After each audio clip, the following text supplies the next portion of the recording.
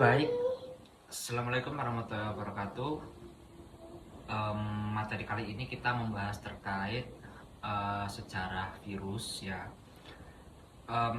Di dunia mikrobiologi kan memang makhluk yang mikroskopis itu kan ada macam-macam. Ada parasit, ada bakteri, ada virus, dan makhluk yang sangat kecil dari bakteri sama parasit yaitu uh, virus ya.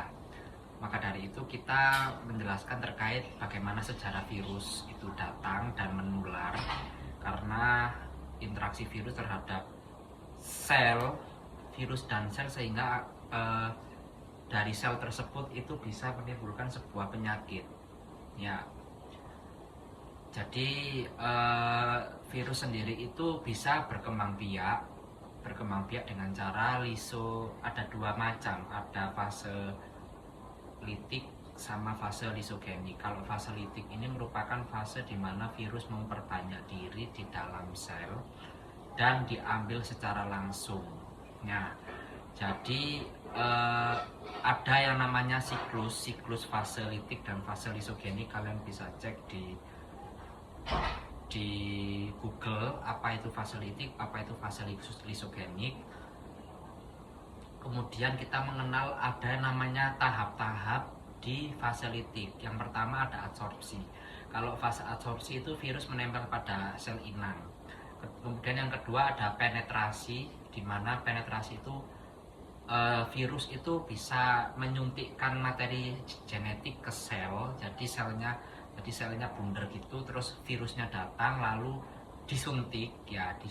Dan yang ketiga replikasi, di mana replikasi itu memaksa sel untuk mengembangbiakan virus. Di dalam sel itu kan ada virus, dan bagaimana sel itu bisa memaksa, di mana di dalam sel itu kan ada virus yang sudah masuk dan itu dipaksa untuk mengembangbiakkan, sehingga virus itu akan keluar. Nah, itu.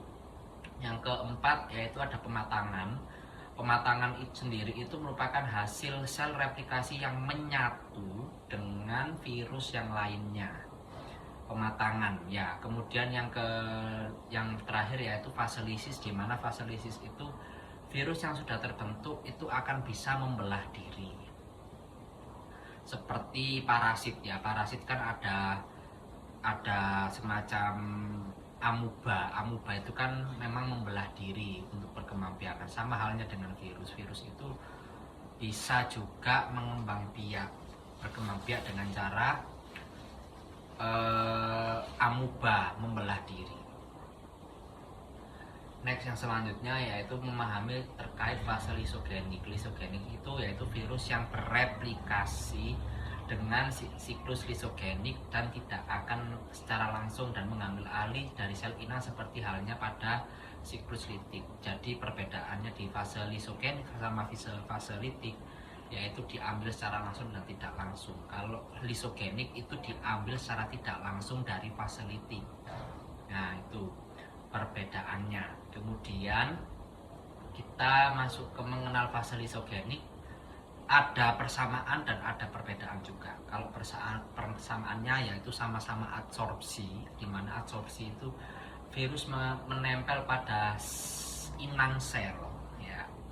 Kemudian yang kedua ada integrasi, di mana integrasi itu materi genetik virus yang bergabung dengan DNA sel inang atau disebut sebagai provirus, atau dengan DNA bakteri atau profag. Lalu yang ketiga replikasi, yaitu di mana materi genetik virus itu tersalin ketika sel inang membelah diri, sehingga sel-sel keturunannya juga mengandung DNA dan RNA virus. Kemudian yang terakhir yaitu ada aktivasi, di mana virus memasuki fase siklus litik ketika terpapar pemicu tertentu sehingga radiasi atau bahan kimia.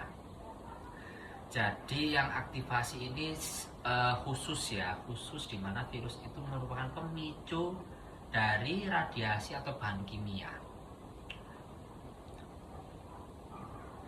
Jadi sejarahnya virus itu berkembang biak dengan cara umumnya itu dengan cara menyuntikkan